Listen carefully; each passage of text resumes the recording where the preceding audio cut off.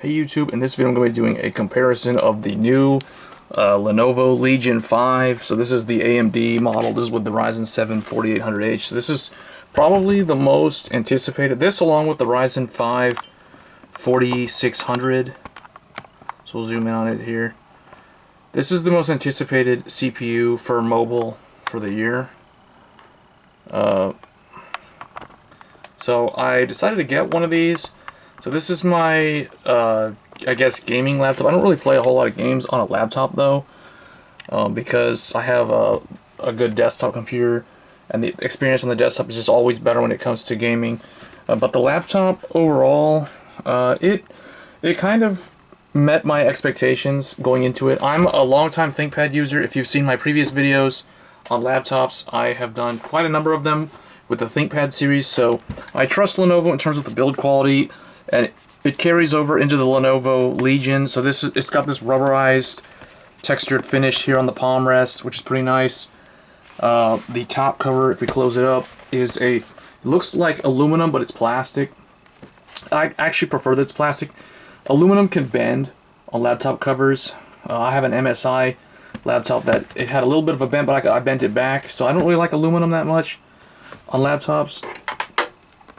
But it is what it is. This is plastic, so that's preferred. It has this Legion logo that it doesn't light up, which I don't really care if it lights up or not, but it's got like this multicolored iridescent shimmer to it. There you go. See that? It looks kind of cool. Looks kind of like a nice notebook overall. It's got this hinge where when it opens up like this. And the hinge, it can actually open up all the way back, like 180 degrees. So that's characteristic of the ThinkPad line. The ThinkPads do that. This particular screen is a 144 Hertz. They claim it's 100% sRGB, but I think that's really like 72% of the color gamut. So it's not 100%, but it's pretty good for the type of screen that you're getting. 5 millisecond response. So this is the upgraded model. Equipped with 16 gigabytes of 3200 DDR4. You want to see the timings. People are probably going to want to know what the timings are on this RAM. So you can see it's 16 gigs. I think the maximum is 64 gigs, but you'd have to get some really expensive 32 gig SODIMMs. There's 2 SODIMM slots. There's none of the soldered memory, which is really good. It is running on battery right now, so the north bridge frequency like downclocks to save on power. But you can see it's 3200, the timings, because that's 1600 doubled, so it's 22, cache latency 22. I'm probably going to upgrade to 32 gigs of 3200 RAM from like HyperX or G.Skill or something. But overall, it's pretty good. It has the power LED, or the power button's LED can be blue, indicating you're in quiet mode. If you press function, and it shows you there's like a sticker on here that tells you what to do.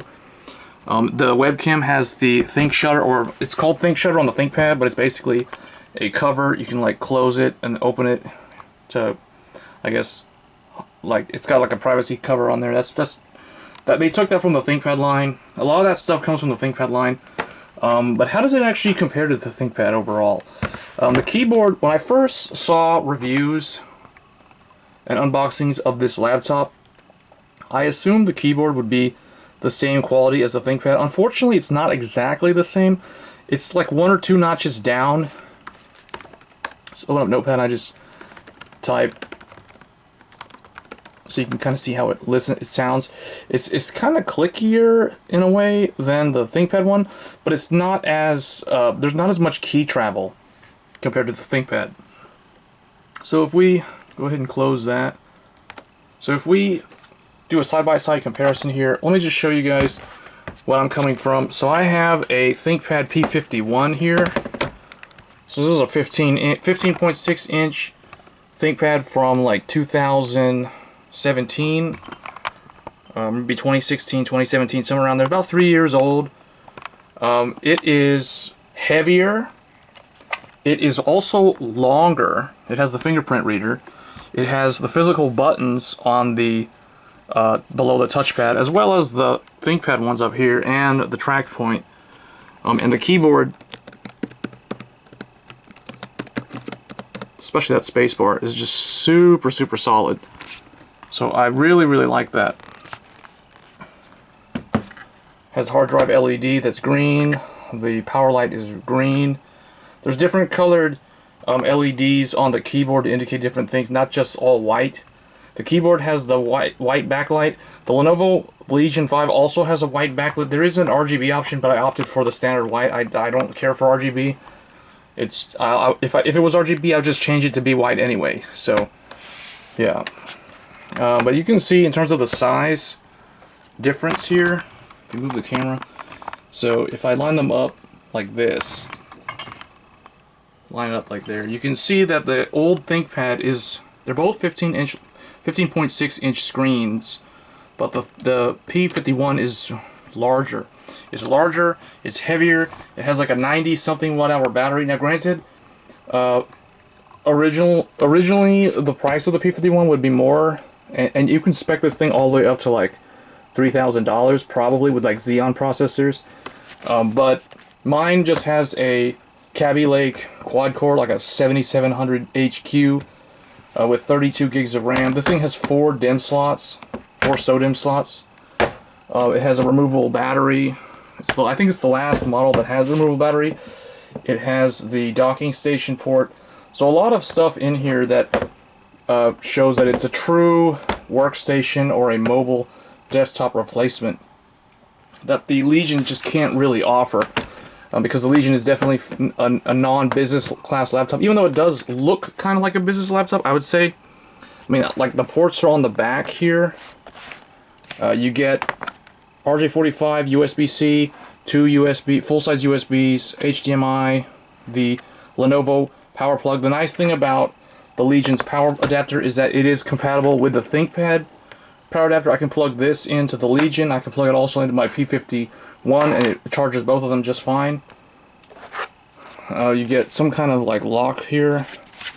You get another USB on the left side. You have the headphone and microphone jack, like 2-in-1.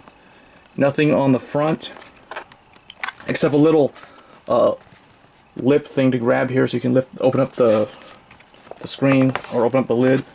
Then you have a power indicator LED on the right side, as well as, I'm not sure what that is. There's like a pinhole there for something, probably for like a key lock or something for Kensington on the other side. And then you have another USB. So four full-size USBs and 1 USB-C and a full-size RJ45. So it's pretty loaded.